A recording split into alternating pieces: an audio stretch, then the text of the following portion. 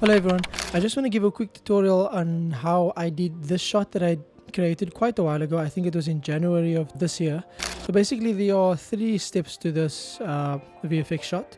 There's separating the actual character from the shot. So if you can see here, I'm looking very happy posing here. And basically this is me shot on a black backdrop. Just in this instance, it would be way more simple to film it on a black. Maybe you can find a black wall. And I don't know if you can see, but behind me, let me zoom in here. You can see there's a light, exactly the same light like this one, but it's behind me to give me this beautiful, outline backlit effect. So basically, the first step is to get rid of the background and separate the characters. So what I'm going to do is I'm going to go to the color tab. So the first thing we're going to do is we're going to right click and add an alpha output. We're going to take the blue square and connect it to the alpha output, and then we're going to go over to this section, the masking section. And the first thing we are going to do is we're going to draw an outline of this character, or me, the subject. So I'm just going to draw as nice and as thoroughly as I can. There we go. As you can see, the background is available, is still showing here. Luckily it was able to get rid of this part. So what you can now do is you can just go to the minus symbol here, and you can just get rid of, there we go. And now all you need to do is you need to click on the forward button, and it'll just track the mask through. It's tracking now. Okay, now that we're done with the mask, as you can see, the edges are quite rough. So what you can do is you can go down here to these different settings to kind of clean the outline. So the first thing I'm going to do is I'm going to blur the edges. You can see it immediately makes that look realistic. Let me go back here and show you. Let me go out. It's beautiful. Immediately kind of softens the edges. So now I'm going to... Another thing you could use better, but I actually realized that for this shot, the faster setting actually works better for me. So let me play the shot. Okay, it's just the shifting here. Let me try and fix that.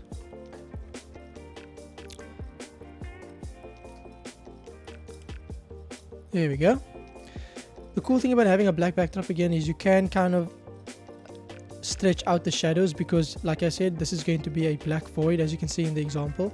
So it doesn't really matter if the edges are kind of stretched. Basically what clean black does is it shrinks the mask to kind of clean the edge, or if you need to grow the mask, clean white is the option. So as you can see here, it got rid of that annoying issue. So let me play. There's slight shifting, but it's very subtle. Okay, I think overall I'm going to keep the mask like this. So I'm not going to make a color space transform. I want a bit more control. So I'm just going to play with the shadow.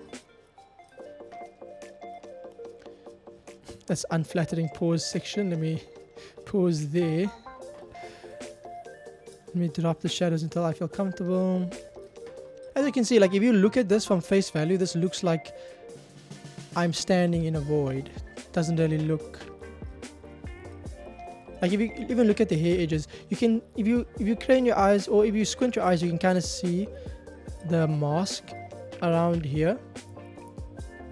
But with the effect that I'm about to make, you won't really notice it. There we go. Okay, next step. So finally, let's put an out point here. Let's go to the deliver. And these are the settings you are basically going to use. You're going to use QuickTime, Codec, DNxHR. This is going to come automatically. This is the resolution and frame rate I shot at. And the most important part of this is you're going to click Export Alpha, which basically means export with no background. And I named it me with no background. And now you're going to hit render. I'm just going to replace my old one. Okay, so now that you have this, I am going to drag this into the timeline. As you can see here, we have a nice... Okay, that's basically the shot. Okay, so now what you're going to do is you're going to go to Fusion. Okay, so the first thing you're going to do is you're going to hit Shift Space. I already typed transform from some testing. So you're going to click on this one. Going to press Add. And basically what you're going to do is you're going to zoom out. And the reason why you're doing this is because you want to have a wide space enough for like a crowd of them. There we go, I think that's small enough. Okay, the next thing you're going to do is you're going to move this up. Okay, now we're ready. Okay, the next thing is you're going to click on transform, shift space. You're going to type in duplicate. There we go, add. And you're going to make it, I'll say around 5, say 4 actually. You're going to go 4 and you're going to move it to the side. Magic. Oh my god. Okay. Now you're going to have another duplicate. You're going to add. And you're going to move it to the side. Beautiful. I think that works. Now you're going to add another duplicate. And you're going to click on add. And now this one goes down. And I'm going to make it, say, 4. There we go. Like an army of me. It looks so cool. Okay, I'm gonna make it like so. Very good, very nice. Okay, so now the one thing, let's go back to edit and let me show you. It looks very unrealistic. It doesn't, these guys don't look really affected by the other one. So what you want to do is you want to add shadow, a gradual shadow on each of them. So what you want to do, so you're going to go back to the media in, which is your actual original shot. You're going to click shift space, merge. Let's move these out here. And then you want to take a background, a solid background. You want to merge it with this. And then you're going to go here from solid color to gradient. And then you are going to go to merge. Go to apply mode. From normal to screen, operator to mask. Okay. Actually, for now, let me go from mask to over again so you can see what I'm about to do. I'm going to move this. This is basically how you control the gradient. I'm going to go up here. I want the darkness to go from down to up. There we go. I'm going to mess with the mask a bit more. Now we go back to merge, go from over to mask. Now let me zoom in to show you guys what's happening. As you can see, I have a shadow going gradually up to my head. And obviously this is too much. So what I'm going to do is I'm going to play with the mask. Nice. I'm going to make the black to a lighter black or gray, a really dark gray. Nice. And I'm going to stretch it a bit. Nice. I'm going to make the gray a bit lighter. There we go. And now we are informed, but each one of them is like affected by the other one. You can see it's like a shadow. It kind of adds way more depth to the shot, way more realism to the shot. Nice. Another thing I forgot to mention is you can actually offset the timing of the copies. So basically the movement is offset, so they're not all moving together. I'm not going to do that here, but let me just show you. As you can see, they all move together. It looks very cool. The shot looks so cool, man. But yeah, but you can actually offset the timing. It kind of slows down the shot like a lot. You can guess how that's going to look. It basically offsets everything. It kind of makes my PC way too slow. Okay, now we're not done yet. We're gonna make it look even more cool. So what we're gonna do? We're gonna go to duplicate, shift space, and we're gonna go to tilt. We're gonna click on tilt. We're gonna use tilt shift blur, and let's choose our subject. I think the middle one here is gonna be our subject. Let's make him the subject there, and then let's make it a bit less blurry. So what I'm gonna do now is I'm gonna position. Oh, wrong. I'm going to position, let's position them all higher. As you can see, if I go over outside, then the duplicate has nothing to feed off of, so it cuts them off. So I'm just going to go all the way until I cannot do it anymore. There we go. And I'm going to take tilt shift, move it up a bit. There we go. And I'm going to add another copy to this final duplicate.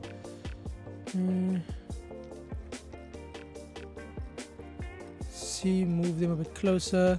So he's in the center. Nice. Epic. And the tilt shift's gonna go here. Let's see how this looks. Oh, this is so ridiculous. But I love it. So now we are finally done with the actual Fusion page. Now it's the third step, adding some spice in the editing page. So what I'm gonna do, I'm gonna start the shot really zoomed in.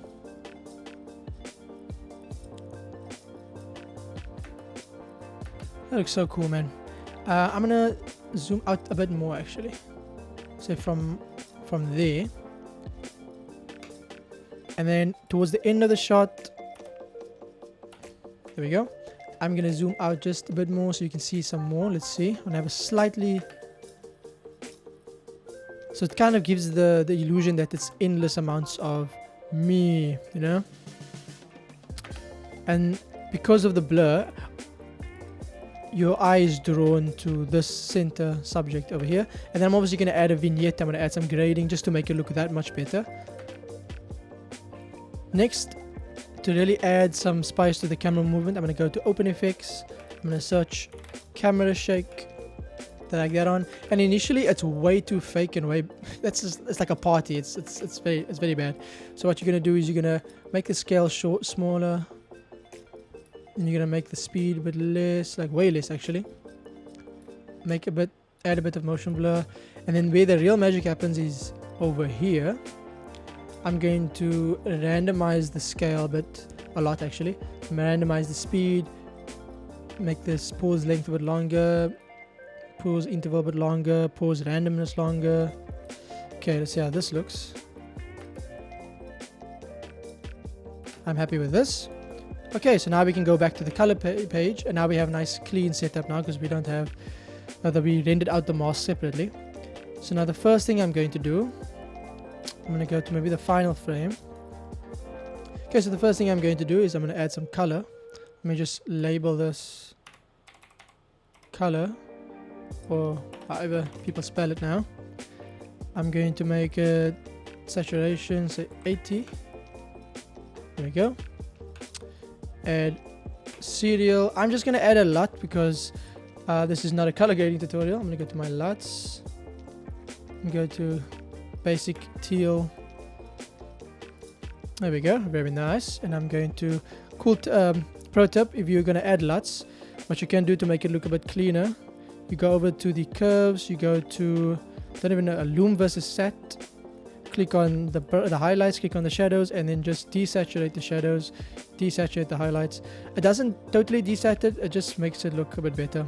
Obviously if it doesn't help with the look that you're going for, then it's all good. For me, cleans it up a bit. And now I'm going to add my random spicy effects. I'm just going to make this a lot. Okay, now I'm going to add effects. So the first one, I'm going to make halation. And then I'm going to add another node. Add another node. Actually, no. I'm actually going to make it a parallel series of nodes. There we go. This is going to be, let's make it film grain. And this is going to be, actually I don't think I need another one after this. I'm going to add a vignette, but I'm going to make it outside of this parallel stack. So first I'm going to add halation. Zoom in. I think halation adds really to the ethereal nature of this kind of shot. I'm going to adjust the spread.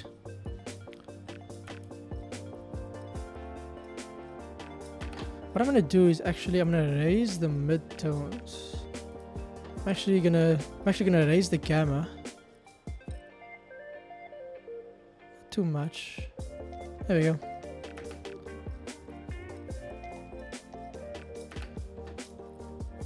And now I'm gonna add my favorite. Add some film grain. Texture down, grain size down, grain strength all the way up, softness down. Oh my god. Okay, now I'm gonna add, nope, that was a mistake. I'm gonna add a serial node, vignette, even more focus on the center character. Let me make the softness down so I can see what I'm doing. Make the shape nice. Softness up. There we go.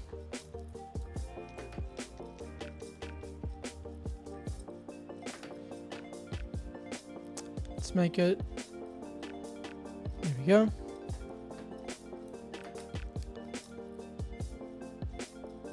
Okay, what I'm also thinking of doing, let me actually add it before I added the film grain and the halation.